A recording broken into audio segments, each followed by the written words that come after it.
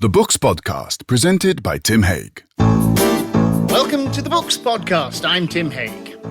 This is the point where I remind you to take a visit to our back catalogue, which boasts some marvellous writers, including Mike Ripley, the great Russell Hoban, in what turned out to be his last ever interview, actually, and Scarlett Thomas. We're hoping to interview her again for her next book, by the way. If you haven't yet subscribed, remember it's free. In this episode, we're very happy to welcome John Higgs. Every little bit of Doctor Who is always someone's favourite. When things change, you lose something that mattered to you, but you're not yet emotionally attached to what's replacing it. In some ways, it's an important life lesson that Doctor Who is desperately trying to teach us. Most programmes don't get one golden age, let alone three. I ask you, gentlemen of the jury, is this the kind of book you'd like your wives and servants to read? John, thank you for joining us. Oh, it's a pleasure. Great to talk to you. So, the book is Regenerate, Exterminate. It is the story of Doctor Who, of whom there have been quite a lot. In fact, I actually brought a cheat sheet in case I just forgot one. But that's the point. There have been an awful lot. Everybody has their own doctor, don't they? And that matters. It does. I mean, it's Doctor Who is the sort of thing that's kind of easy to take for granted because it's always been there. You know, it's certainly been on every year for the last 20 years or so.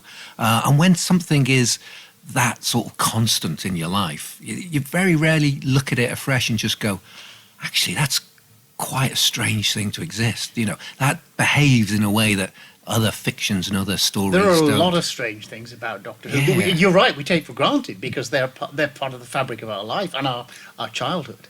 Absolutely. There's something quite implausible about it. You know, it shouldn't really exist. It shouldn't survive. It's not how television programs behave. But there's something unique about this fictional character and their ability to evolve and change and survive. And, you know, I love the way that it's passed down through generations. We don't get many stories that, you know, we can watch with our children. Well, that's right. I watched it as a child, and then my son was 8 when the new iteration, the Russell T. Davies iteration started. So he was the perfect age to you know, take up the mantle and to join in again. Have the whole experience it's again. Just the same with me. I was a child in the 70s, so Tom Baker was my Doctor Who, but it came back at just the right time for my children and my daughter in particular. I thought she was too young for it. I thought, you know, she would be playing in the room, but she'd be behind the sofa. And then after Christopher Eccleston turned into David Tennant, some months went by and she was going to school and she just got really upset, and we're thinking, oh, is something wrong at school? You know, what is it? And she started weeping. She just goes, why did Doctor Who change his face? He had a nice face. And she was just traumatised by the lack of Christopher Eccleston. I know exactly how she feels. Yeah. I think my earliest literal memory was seeing in the paper the picture of Patrick Troughton. Yes. When there was a story that Doctor Who was changing from the very first one, you know, the first Doctor, William Hartnell. It was strange, wasn't it? Because normally if a TV programme recasts an actor for ill health or reasons like this, they get someone who's a bit similar and they play the same character. To get someone completely different, to make the role completely different, is odd, you know. We're going to talk about a bunch of the iconic aspects of Doctor Who. One of the iconic aspects is this question of regeneration, which, again, we've all taken into our we've accepted. But it took a while. There were 2 or 3 doctors before it was established that was what was going on. Yeah. Doctor Who changed, but they had in-story reasons that weren't strictly... It was, I think, about 10 years before they used the word regeneration in the programme. And I learned from your book that was when it went from into Tom Baker from John Pertwee. Yes, that's right. It's you know, when we think of the character, if you to describe Doctor Who to someone who didn't know it, you'd probably say, oh, it's an alien, it's a Time Lord from Gallifrey. They've got 2 hearts. They can change their face and regenerate and become someone new. But if you was to say that to the people making the programme in 1963, they wouldn't have a clue what you were talking about. Not a single piece of that was true at the time. The character was kind of almost uncreated. There was no single, genius creator behind it who had the idea of this time traveller. He just sort of emerged out of meetings and memos and the BBC sort of corporate structure. It's almost as if there was a sort of a space and this sort of character sort of appeared, and almost against the BBC's will as well. We think of it as a part of the fabric, the DNA of the BBC, but they were trying to kill it even before the first episode went out. They certainly. Oh yes, yeah. I mean, they were not behind it at all, and very few people wanted to work on it, and it was seen as this strange children's thing. And people were working at the BBC because they wanted to do great work. It's not a program for the people who see themselves as overly serious, and that's kind of protected it, I think, over the years. That keeps the overly serious people away. But yeah, it was nearly cancelled before it came on air, and Verity Lambert fought for it, and she got 13 episodes, and then the Daleks happened, and it became the biggest. This business of it being cancelled, it was fairly unloved for quite a long time, and Michael Grade kept trying to cancel it. There was that 18-month hiatus that we remember in about the 6th or 7th Doctor's time, mid-80s, and then of course he succeeded in cancelling it. He had to change his mind because I mean it did die after him. But when an organisation gets a boss who's got certain views, and all the people who work for them have slightly exaggerated versions of the views, and it sort of trickles down the hierarchy.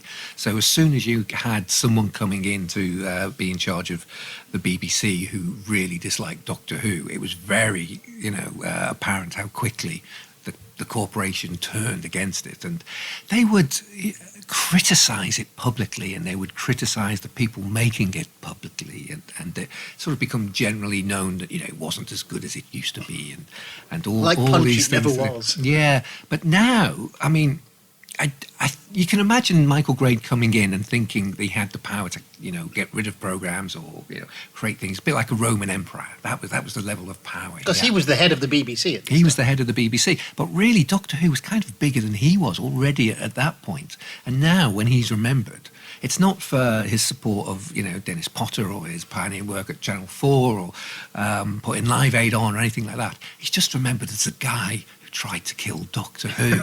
And that's kind of going to be his epitaph, and he knows this. I think he's not happy about it, but he's come to terms with the fact that that's the one thing that he'll be remembered for. Controversially, you say you think that the name Doctor Who was a bit silly. I think there was a huge magic to Doctor Who. When it first hove into view, I thought it was mysterious and musical. Yeah. You don't see it that way? I don't think there's a necessary contradiction between something being quite magical and also a bit silly. Okay. Good point, well made. Personally.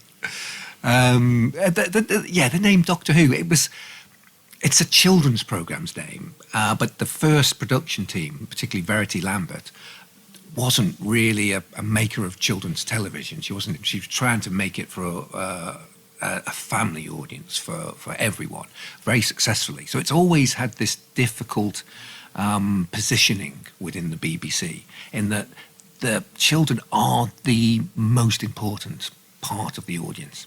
And if it loses them, it's in trouble. But they are actually quite a small fraction of what is predominantly an adult audience. And of course, those of us who've grown up with it then feel a possession. We feel as though we've got a stake in it. It becomes part of identity. It's a bit like a football team. When you talk about your team, you say we. Yeah. You don't say they or they. It's we. You've become part of it. Not if you support Manchester United. You don't. Not anymore. I won't go into Manchester United at this point, but it does become part of you. And so, if it's going through a period where you feel it's not being quite as good as it should be, or it's been a little bit too daft for your taste and something like that, you can get quite upset, because it's almost like you're offended by, it's like it looks bad on you that this thing you love is behaving in quite a daffy way. You know? You know what was there, though, in the very first episode was the TARDIS. Yeah. Perhaps the most iconic element. Absolutely. And they got that right. The idea of the TARDIS is absolutely brilliant. Yeah. And somehow they hit the ground running with that. It's the one thing that can't be changed. Everything else in the programme can be changed, but the external appearance of the TARDIS has had only the most minor of tweaks throughout the years. And it's this portal. It's those doors are doors to everywhere. They're the doors to the other world. It's stepping through the wardrobe to Narnia. You know, it's going down the rabbit hole to Wonderland. It's getting onto platform 9 3/4 and going to the wizarding world. The notion of the other world is it runs throughout a British and Irish storytelling in a quite odd way. I mean, most countries talk of the underworld, which is the land of the dead, but here we talk about the other world, which is the land of the ever young. You know, it's Tir na nog in Irish myths. It's Avalon or something like that. It's Midsummer Night's Dream. It's Alice. It keeps reappearing. So it's not like our myths are dead. You know, that they're creation myths. They're the start of history. They're always with us. We're always telling these stories about travelling to this other world that's initially wonderful and exciting. And the TARDIS says that twice, though, doesn't it? Because it travels to the other world, but it also is the other world by virtue of its Time Lord technology. On the inside. It's the portal to the other world for the TV age, essentially, and it is kind of like a TV in that it is a wooden box which has got all of the whatever you want in there. You know, it's bigger on the inside, like a television is, and it was in the corner of pretty much every room from the 60s onwards. And you know, how could we resist such a perfect storytelling device? You know, the theme tune. Oh, the theme yes. tune is magnificent. And especially for me, just play Delia Derbyshire's sort of 1966 iteration of it. Absolutely. I know she did it in 63, but she was the woman who, you're going to tell me, but if you want to take me back to being a 6-year-old boy, play me Delia Derbyshire's iteration of the theme tune. Because it was very, I can't imagine what it would have been like to hear it for the first time at that age, because experimental electronic music, yes, it existed then, but it wasn't in the mainstream. You know, you didn't really expect to encounter it in a sort of a child-friendly sort of environment. And the music itself, the tune, which was written by Ron Grainer, he was just the master of really memorable melodies. He wrote the sort of music that you would not expect to be treated in such an experimental, strange, disturbing. What happened when you heard it for the first time? I think his exact words were, "Did I write that?" And Delia Delia said, "Well, most of it, Ron." is my understanding. But she'd spent, weeks, months with just, there's no sequencers then. There's nothing we'd recognise as a modern synthesizer. She had like loops of tape, and she had oscillators, and she had white noise generators, and she was cutting tape and splicing it together and slowing things down. Yeah, for the sound of the TARDIS's engines. I think it was piano wires. That's right, a key along a piano, but slowed down. Until it sounds brilliant like stuff. Yeah. And I don't know if you agree. I think that's when it sounded best. You've got a later producer who comes along, who I want to talk about a bit actually later on, who changes, who modernizes it and puts it onto synthesizers and things. It's never sounded as good since. Yeah, I mean, I think the thing with Doctor Who is whichever was your first, right? When you first encountered it, you fall in love with it. So there are Who fans out there who just love the 80s theme music because that was the first one they encountered, or the Sylvester McCoy titles, or the more recent Marie Gold ones.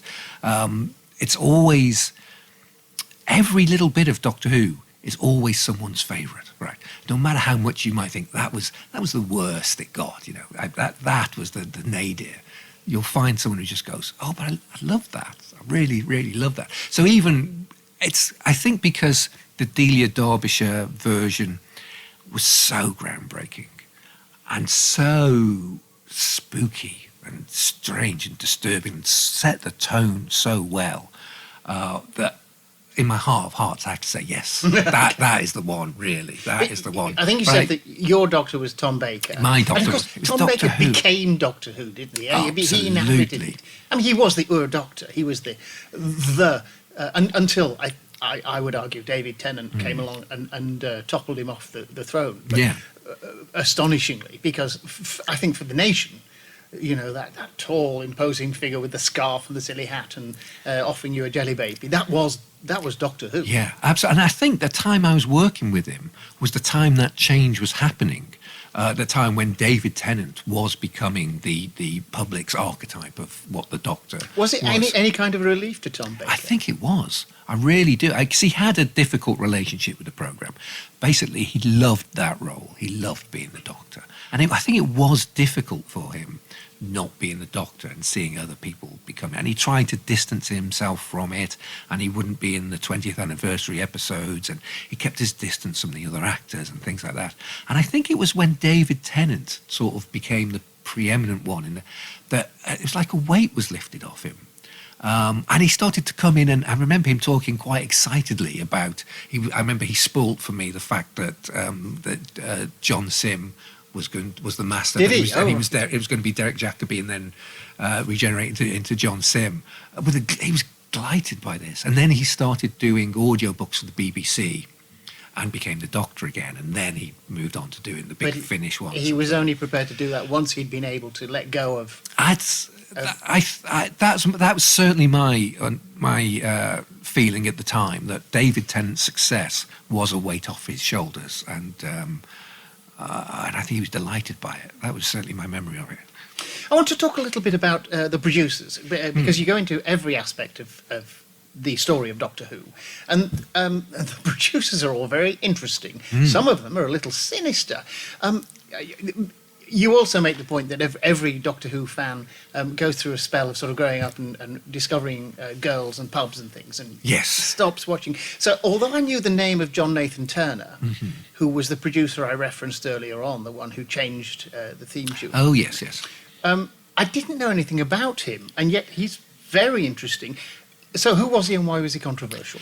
Well, he came in around the time that organised fandom had just sort of become established in the 70s, but it became more of a particular voice in the 1980s, and the fans were insistent that the name of the character wasn't Doctor Who, even though initially that it pretty much was.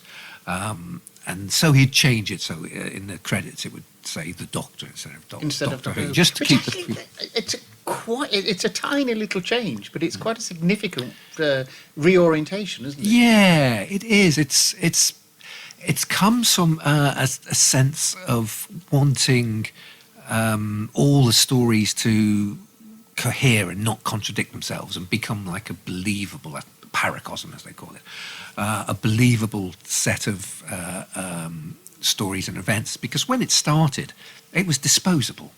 That's partly why we've got so many missing episodes. They weren't believed to be important. And also, we didn't have videotapes. Didn't have videotapes. And Sky Plus. So you saw it on a Saturday evening. Or you never saw it. Yeah. You missed it. Absolutely. And then in the 70s, we started to get the books, the Target novelizations. And then we read those eagerly as children. And the Doctor started to have a past at that sort of point, and we started to know the names of people like Joe Grant or Jamie, or people who travelled with the Doctor who we'd never seen, but we'd start to become aware of them, and a sort of a timeline started to appear in our minds, and the Doctor became a character who had a past and also a character who sort of had a future. And so the programme started, going back and referencing old stories and things like that. This of course brings us up to the current time when the recent showrunner Chris Chibnall has put in elements in Doctor Who that quite a lot of the fans are not happy about. I'm thinking of The Timeless Child, obviously, where we're supposed to accept that the Jodie Whittaker Doctor is not actually a Time Lord. And a lot of the fans find that difficult to accept. Now, Russell T Davies has taken over again. He was the showrunner for David Tennant and there, and he's accepted the canon. Absolutely. Has there ever been anything, a change made that the showrunners have then rejected and said that's not true? We're not having that. Well, just There's been one change. Okay, what was that? Out of all this 60 years, out of everything that's been applied by all these different writers, by all these different producers, everything gets accepted, everything gets incorporated into it, everything gets thought fondly of in time, except in 1996 at the Paul McGann TV movie, an attempt to bring it back when it was off the air. It introduced the idea that the Doctor was half human. And logically, it kind of makes sense. It would sort of explain why they're so interested in Earth, why they're always on Earth and things like that. But the fan reaction was so vitriolic and horrendous that it's become the one thing that can never be referenced again. You know, when the program was brought back, Christopher Eccleston was clearly very alien and referred to humans as stupid apes, and you know, it was making it very clear that this was not a human person or a half human person in any way, shape or form. And it's weird the way that this one fact that was clearly established in the story hinges on it. It's an odd thing, though, isn't it? Because yes, Doctor Who had been cancelled, and then about 12 years later or something, they make this TV movie. Yes. To try and relaunch. It was going to be the pilot then of a possibly co-production with America. Yes, that's the idea. And it didn't come off. So, I mean, it would have been possible to sort of dismiss it and say that wasn't canon. But we all accept Paul McGann as the Eighth Doctor. Yeah. And it's a real strength of the programme. I mean, 'cause it changes so radically, even by the time it got to the 1970s, when John Pertwee was in this sort of half James Bond, half Quatermass sort of interpretation of it.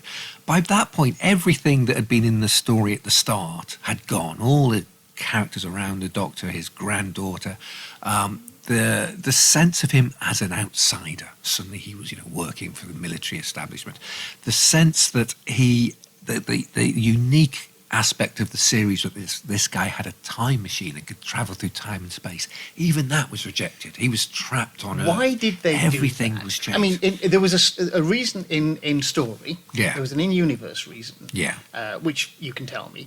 But there must have been a production reason as well for stranding the Doctor on Earth. Yeah, it was thought it would be cheaper, basically. Oh, is that right? Yeah, and they wanted to make it a sort of more action-based and a bit more of a boy thing, right? Because John Pertwee liked to be an action man. He was quite old to be an action man, but he was... He was old and young at the same time as John Pertwee. He was Matt Smith in reverse. Yeah, he was... The in-universe reason? The in-universe reason was that he'd been exiled by the Time Lords for his crimes of meddling, But, I mean, for the original producer, Verity Lambert, by that point, she couldn't believe what they'd done. They'd just got rid of everything about their story. And it's the fact that, we don't see the world as things. We see the world as stories that makes us think it's the same thing. Because it's a continuation, we can accept massive changes. And the Doctor changes every time. He's a different character. The Doctor changes every time, absolutely, radically and differently and regularly. And it's kind of hard for an audience because we know in our hearts that it's necessary. We know change is necessary and stasis will be the death of it. But when things change, you lose something that mattered to you, that felt important, and you're acutely aware that it's gone, but you're not yet emotionally attached to what's replacing it. You don't have the relationship with what's attached. In time, you'll be just as fond as the thing that's come along and replaced it. But it's in some ways it's an important life lesson that Doctor Who is desperately trying to teach us. But I think many Doctor Who fans will admit that we find it difficult at times. You rather brilliantly, and I hadn't thought of this, but of course your book makes the case convincingly. that the Time Lords were, in fact, the BBC. The Time Lords is where the producers and the writers went whenever the BBC, they wanted to say, this is what the BBC is doing to us. It was the BBC pressing itself into the fiction of the series. It was certainly very obviously so in the 1980s with the trial of a Time Lord. Yeah. The story when the Doctor Who was on trial and the BBC were trying to kill it off. That was, the boundary between on-screen and off-screen with Doctor Who is always more fluid than you'd expect, and it certainly is at the moment in the programme. It's quite extraordinary the extent to which the character seems to know that they're a fiction in a TV programme at the moment, and will, look in the camera and wink and go into a song and dance routine and refer to non-diegetic sound or the cannon rupturing and all these things. It's very hard to see the on-screen story of Doctor Who separate from everything else that's sort of feeding it. There are occasionally other characters in Doctor Who apart from the Doctor. I believe so, yes. The companions. Now, you tell us in the book in the 1970s the female element is reduced, I think you said, to attractive young women, which is true. And you make a particular point of discussing Perry, who was played by Nicola Bryant. Yes. I could see I had the hots for Nicola Bryant. She serious sex appeal, but she was always intended to be sexualized. I mean, when you look at old episodes, the directors had an absolute obsession with her cleavage. Yeah, I mean, it was a notable change in the 70s when the programme started, probably because of Verity Lambert, the first producer. It was quite equally balanced with male and female characters and got quite an equally balanced audience. And female characters were there for young girls or older women to identify with. But by the time we get to the 1970s, they're openly referred to being as something for the dads. There's a real sort of shift had happened. And which is shocking and deplorable. But, I mean, it's true. There were a lot of often scantily clad young women. It's quite interesting to the extent to which the programme follows changes in society over the last 6 decades. I mean, since Russell T Davies relaunched it, we had a succession of absolute knockouts. We had Freema Agyeman, we had Karen Gillan, Billie Piper, Jenna Coleman, just a succession of sensationally attractive women. In better written characters, with true. families and motivations and all those things, which weren't always there in the 20th century. So we're going to let them off, are we? We need to move on to the sort of the new versus old thing, because we've been referencing Russell T Davies bringing back Doctor Who, and his first Doctor is, of course, Christopher Eccleston. Yeah. And you say that Christopher Eccleston basically played the Doctor as Russell T Davies. Yeah, that's certainly how... Wearing the leather jacket. Christopher Eccleston. Fizzing mind of genius and ideas and enthusiasm. Absolutely. And who also really wanted to be the Doctor. Yes. It's another example of the way that the behind-the-scenes people kind of influenced the characters, like Elizabeth Sladen, who played Sarah Jane Smith. She said, I based Sarah Jane Smith on Barry Letts, the producer at the time. And once you've realised that, you can't quite unsee it. You can't unsee it at all. Yeah. And of course, everybody, most of the people involved at the top level are people who were fans of Doctor Who in their youth. You've got your Chris Chibnalls, you've got your David Tennant, and all of these people looked at Peter Capaldi, wanted to be Doctor Who when he was 8 or something. They are in the careers that they are because of this programme. So you had that situation that after Chris Chibnall left and after Jodie Whittaker left, there was a lot of sort of concern that there didn't seem to be an obvious showrunner to come along, or what was going to happen to the programme. Or because the programme, it needs people to write it, it needs actors, and it needs a production company to make it. And then it was announced that David Tennant was coming back and Russell T Davies was going to be running it, and this new company called Bad Wolf was going to be making it.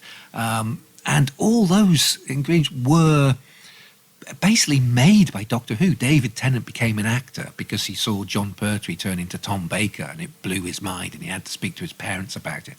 And they explained to him what acting was, and at that moment he saw his future. Russell T Davies became a writer because of the program. The program Bad Wolf, the program maker, the company, was originally in the fiction of Doctor Who, as this future TV company that's kind of then manifested in the world. So it's extraordinary thing about this program is it makes the things it needs to sort of go on. Now, from an evolutionary point of view, this is very, very advanced stuff. You know, it's not like a passive thing, this program. It acts on the world to create the environment, the conditions that it needs to go on. You know, it's a strange thing on some levels, Doctor Who. And after Christopher Eccleston walked away, there was, I gather, there was never any doubt about who would succeed him. No, I mean... there was only one name in the... Russell T Davies was making Casanova at the time, and David Tennant was the actor he'd had to play Casanova, and they just knew. But when they asked him, Russell T Davies, and I think it was Julie Gardner, just a slight pause, and he just said, "But what am I going to wear? I'll need a coat. I'll need a coat down to there." And it was like, as though he was just waiting to be asked. Yeah. But he's such a. He was perfect. It was the most exquisite performance. He teeters on the edge of going over the top. Yeah. For 3 or 4 series, and never takes it too far. It's just absolutely. And when he was in the role, the alchemy of everything was just perfect, so that the program entered what was its third golden age. By golden age, I mean a time when the ratings were massive, and it was the whole country was talking about it, and it was seen as a great thing. And that happened in the 60s, in the Dalek Mania years. It happened in the 1970s, and it happened again for a third time, you know, around this David Tennant era. And for my money, it's the best era of all of Doctor Who. Ah, yeah, I think you'll find a lot of people who will agree with you on that one. But most programmes don't get one golden age, let alone 3. So how do you feel about the new era then, the Disney era? Are you optimistic? I'm really looking forward to this next season. I don't know if you've seen the trailers for it. I try to avoid them. Oh, they're really good this time round. I want it to be a surprise. I've gone back to being 6 again, haven't I? Yeah, there's a real spark between the Doctor and the companion in this one. This new companion called Belinda, and she just wants to go home, and he can't get her home. So there's that sort of overarching sort of thing. And, you know, it's odd seeing so much money in the programme on screen. You know, I am used to it looking very, very different. And there were times when it looked very shoddy. Absolutely. But no, I'm really looking forward to the shoot. I'm conscious that the mood music around the programme in the press is very negative. It is, isn't it? And they're convinced that Ncuti Gat was left, and that the programme's going to be dumped by Disney Plus, and that it's all finished and things like that. And this is based on nothing. Really? Because I've taken it as read that Ncuti Gat was leaving after the second series. No, certainly from seeing the headlines, you would have thought that. But it's just a insider sort of.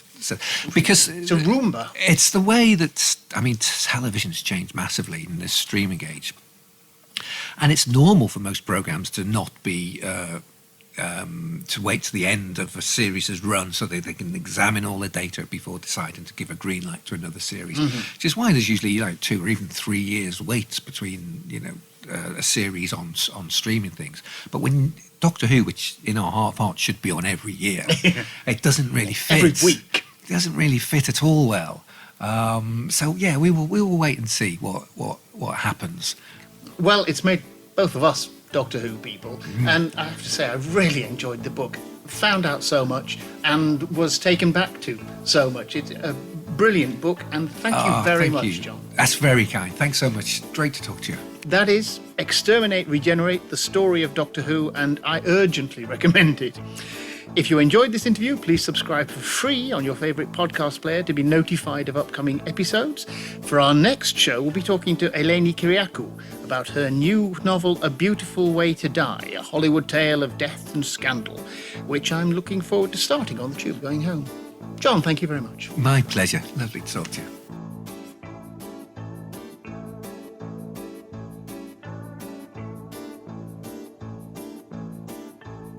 That was the Books Podcast, presented by Tim Haig. Email Tim on tim@bookspodcast.com, Twitter @bookspodcast, and Facebook @bookspodcasttim.